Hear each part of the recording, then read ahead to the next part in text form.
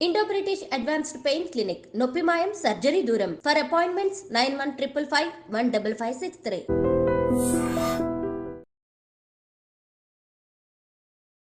మధుగారు నమస్తే. నమస్తే అండి. మీ సరెండర్ అప్పుడు నేను ఒక ఛానల్లో ఉన్నానండి. అసలు పోలీసులు ముందు కొత్తకోట శ్రీనివాసరెడ్డి గారి టైంలో డంప్ జరగడం అప్పుడు పెద్ద సంచేషన్ అండి. మాకు రోజు అదే పని. ఎవరి టెక్ మధు, ఎవరి కుమారస్వామి, ఎవరి శ్రీనివాసరెడ్డి, ఇన్ని పేర్లు కనిపించాయి. మీ ఫోటో కోసం నేను ప్రత్యక్షంగా మీ ఊరు అన్నీ తిరిగా. అంత ఇంట్రెస్ట్ ఉండేది. అంటే మామూలుగా జనరల్గా అటు పార్టీకి పక్కన నుంచి రాష్ట్రాలకు ఆయుధాలు వస్తాయి, వాళ్ళు చేస్తారని. కానీ ఇంత పెద్ద డంపు, ఇంత పెద్ద ఒక ఫ్యాక్టరీ, దీనికి మళ్ళీ మీరు సప్లై చేయడం కూడా డిఫరెంట్ వేస్లో సప్లై చేయడం, అసెంబ్లింగ్ చేయడం, ఇంత నాలెడ్జ్ ఏంటా అని అనుకున్నాం. అదే టైంలో అప్పుడు చంద్రబాబు నాయుడు గారి మీద క్లైమర్ మ్యాన్ అటాక్ అవ్వడం, అదొక మిస్ఫైర్ అవ్వడం, అది తక్కిలపల్లి వాసుదేవ్ గారు అని రావడం. కానీ దానికి కూడా మధు గారిదే ఉంది అని అప్పుడు ఒక రూమర్ వచ్చింది, అది పక్కన పెడదాం. అయితే అప్పటి నుంచి చేస్తుంటే మీ ఇంటర్వ్యూకి ఇప్పుడు నాకు అవకాశం దొరికింది. మధు గారు యాక్చువల్గా 1990లో మీరు ఊర్లోకి వెళ్ళినప్పుడు, ఉద్యమంలోకి వెళ్ళినప్పుడు అప్పుడున్న పరిస్థితులు ఏ విధంగా ఉండేవి, ఎందుకు అట్ట వెళ్ళాల్సి వచ్చింది, వెళ్ళినప్పుడు అక్కడ పరిస్థితులు ఏంటి ఒకటి. రెండోది, సాధారణంగా ఉద్యమంలోకి వెళ్ళిన తర్వాత అందరూ కూడా ఫస్ట్ మిలిటెంట్, తర్వాత డీసీ, ఇలా రకరకాల క్యాడర్లో వెళ్తారు. కానీ మీరు ఒకేసారి సెంట్రల్ కమిటీకి వెళ్ళడం, అంటే స్టేట్ కమిటీ నుంచి సెంట్రల్ కమిటీ, మీకు ఆయుధాలు చేయాలనే ఆలోచన. 10th క్లాస్ చదువుకున్న వ్యక్తి ఆటో క్యాడర్ నేర్చుకోవడం ఏంటి, కంప్యూటర్ మీద పక్కా నాలెడ్జ్ పెట్టుకోవడం ఏంటి, ఇన్ని రకాలు మీకు రావడం అనేది ఒకటి. అంటే దీనికి ఎవరు ప్రోత్సాహం చేశారు, అదొకటి. ఏ విధంగా మీరు ఉద్యమంలోకి సప్లై చేసేవారు, రెండు.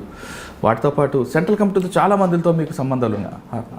హరిగోపాల్ గారు అవ్వచ్చు, రామకృష్ణ గారు అవ్వచ్చు, వటల్ సుధాకర్ రెడ్డి గారు, అందరూ మీతో బాగానే ఉంటారు.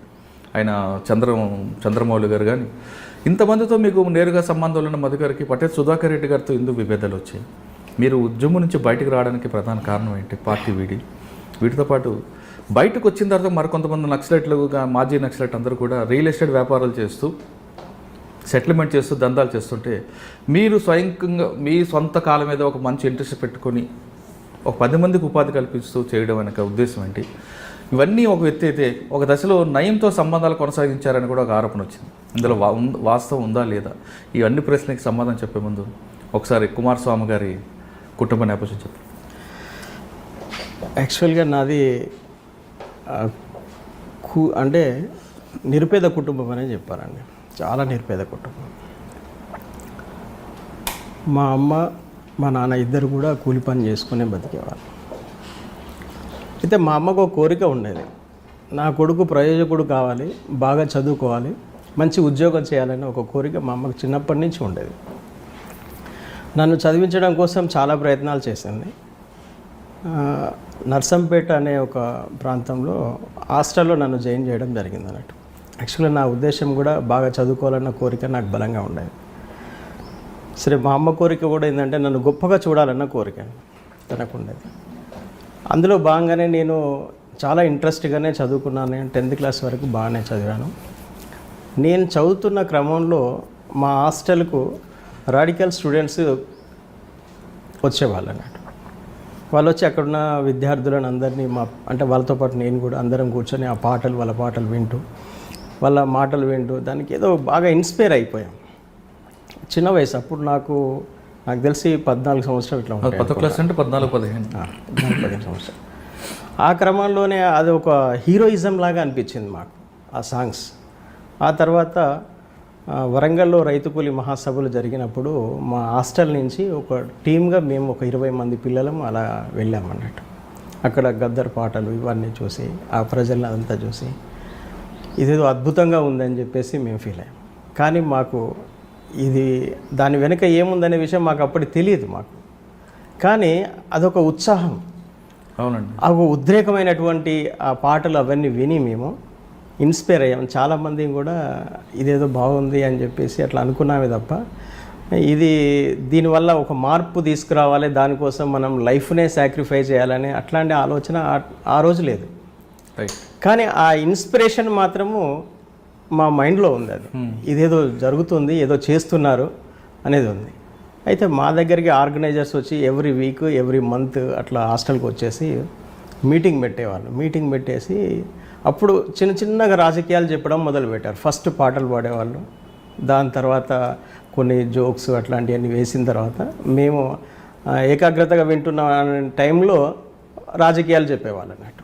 అంటే సొసైటీ అంటే ఏంటిది, సొసైటీలో భూస్వాములు ఎలా ఉంటారు, కూలీలు ఎలా ఉంటారు, ఇటువంటి రాజకీయాలు అని చెప్పేవాళ్ళు అన్నట్టు.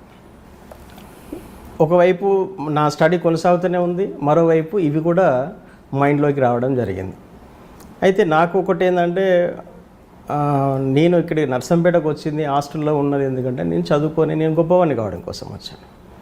తర్వాత 10th ఈ క్రమంలో ఈ రాజకీయాలు కూడా నా మైండ్లోకి రావడం జరిగింది. సరే 10th అయిపోయిన తర్వాత నేను మళ్ళీ మా కేసముద్రం వెళ్ళిపోయాను.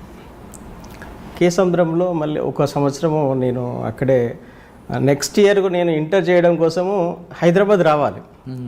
కానీ మా అమ్మ దగ్గర ఏంటంటే నన్ను ఇక్కడ హైదరాబాద్ పంపించి చదివించడానికి కావాల్సినంత స్తోమత లేదు. లేకపోయేసరికి ఒక 1 ఇయర్ నేను 10th క్లాస్ ఆపేసి కేసముద్రంలో గుమాస్తా పని చేశాను. అక్కడ గుమాస్తా పని చేసిన నాకేంటంటే ఇంకా చదువుకోవాలి, అసలు ఏంటి నేను చదువు ఆపడం ఏంటి నేను అనేది నాకు మైండ్లో బాగా ఉండేది. ఓకే. తర్వాత ఒక మిత్రుడు ఏమన్నాడంటే, హైదరాబాద్ వెళ్ళి పని చేసుకుంటూ చదువుకునే అవకాశం ఉంది, నువ్వు దాన్ని ఎందుకు వినియోగించుకోకూడదు అని చెప్పేసి ఒక మిత్రుడు చెప్పాడు అన్నట్టు. అప్పటికి అతను హైదరాబాద్లో ఉన్నాడు ఇక్కడ. సరే అతని సహాయం నుంచి నేను ఇక్కడ హైదరాబాద్కి వచ్చేసి, హైదరాబాద్లో గాంధీనగర్ ఇండస్ట్రియల్ ఏరియాలో అది ఈపీఈ హైడ్రాలిక్ ఎయిర్ ప్రైవేట్ లిమిటెడ్ అనే కంపెనీలో నేను హెల్పర్గా జాయిన్ అయ్యాను. జాయిన్ అయ్యి సిటీ కాలేజీలో అప్లై చేశాను ఇంటర్ కోసం. సిటీ కాలేజీలో సీట్ వచ్చింది. ఫస్ట్ ఇయర్లో జాయిన్ అయ్యాను, కంపెనీలో పనిచేస్తున్నాను.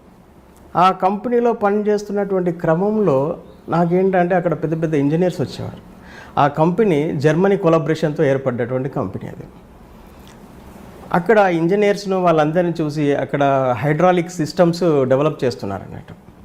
అక్కడ నాకు చాలా ఇన్స్పైర్ అయిపోయాను. నేను కూడా ఒక ఇంజనీర్ని అవుతే నేను కూడా ఇంత గొప్ప అంటే ఇటువంటి ఎక్విప్మెంట్స్ నేను కూడా తయారు చేస్తాను కదా అనే ఒక ఆలోచన బలంగా అక్కడ మళ్ళీ స్టార్ట్ అయింది అన్నట్టు.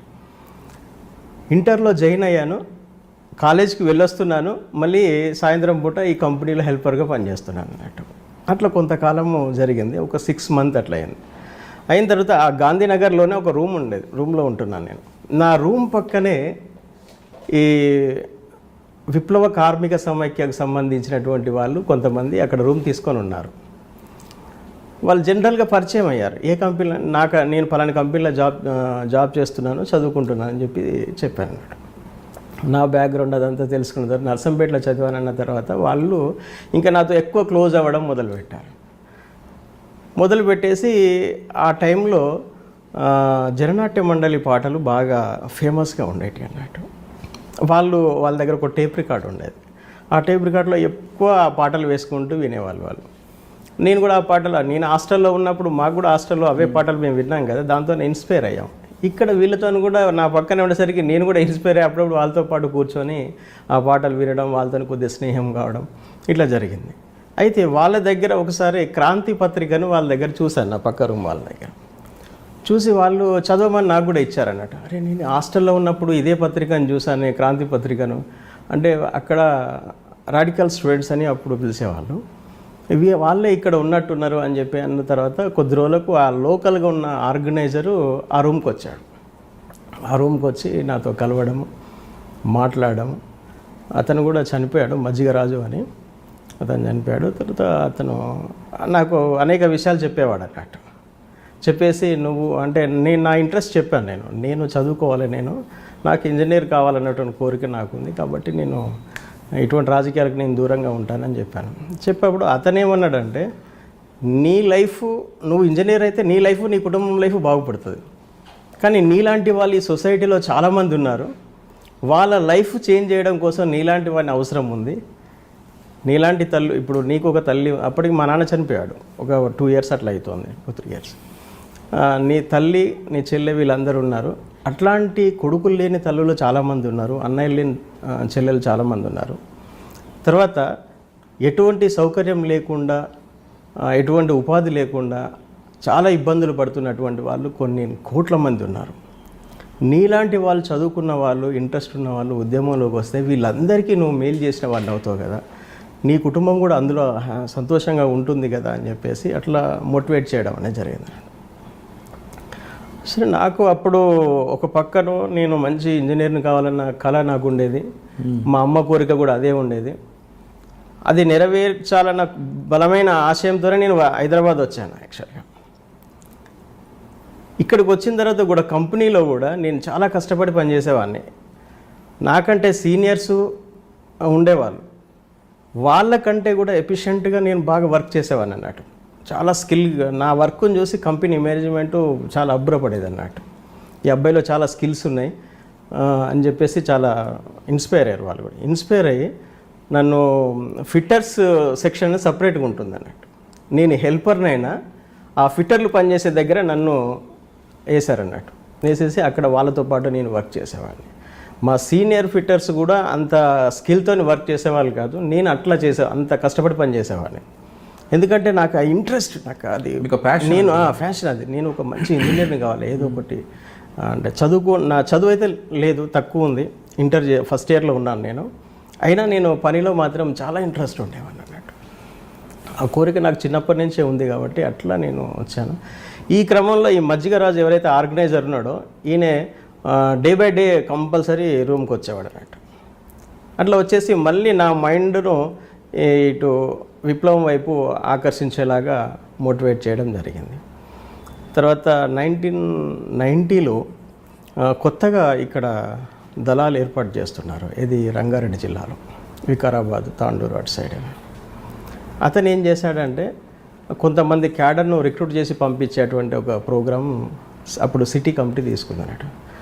దాంట్లో నేను ఒకవైపు ఈ వర్క్ చేసుకుంటూనే ఉద్యమంలోకి ఆ మాటలకు తర్వాత ఆ పాటలకు దానికి ఆకర్షించబడి ఉన్నాను కాబట్టి ఆయన ఏమన్నాడంటే, నువ్వు ఇక్కడ ఏదైతే నువ్వు గొప్ప సైంటిస్ట్ కావాలని నువ్వు అనుకుంటున్నావు, అంటే గొప్ప ఇంజనీర్ని కావాలని నువ్వు అనుకుంటున్నావో, పార్టీలో కూడా అటువంటి అవకాశాలు ఉంటాయి నీకు. మన పార్టీకి కూడా కావాలి కదా, ఇంజనీర్స్ అవసరం ఉంటారు, సైంటిస్టులు అవసరం ఉంటారు, డాక్టర్స్ అవసరం ఉంటారు, వీళ్ళందరూ పార్టీకి అవసరం ఉంటారు, నువ్వు అందులో ఎందుకు నువ్వు పనిచేయకూడదని అట్లా మోటివేట్ చేశాడు.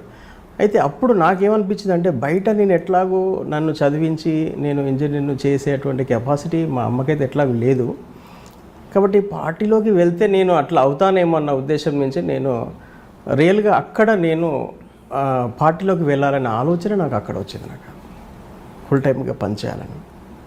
అంతకుముందు అయితే నా సెల్ఫ్ నేను ఎట్లా సస్టైన్ కావాలి ఈ సొసైటీలో అనేది ఆలోచన ఉంది తప్ప పార్టీలకు వెళ్ళాలని ఆలోచన అనేది లేదు. ఎప్పుడైతే ఇతను నా మైండ్ని ఇట్లా మోటివేట్ చేశాడో, అరే బయట ఉంటే రియల్ కదా నేను కాలేకపోతానేమో, ఇదే హెల్పర్గా ఇట్లాగానే ఉంటానేమో, పార్టీలోకి వెళ్తే నిజంగా నేను గొప్పవాడిని కావచ్చు అన్న ఉద్దేశం నాకు వచ్చాను. నేను గొప్పవాడిని అయితే పార్టీకి ఉపయోగపడుతుంది, అల్టిమేట్గా ప్రజలకు ఉపయోగపడుతుంది, దాంట్లో నా కుటుంబం కూడా ఉంటుందన్న ఆలోచన నాకు ఆ రోజు ఉంది. అది అట్లా నేను వెళ్ళాను. అంతకు మించి ఇంకా వేరే ఇంకా బలమైన కోరికలు కానీ ఇంకేం లేవు.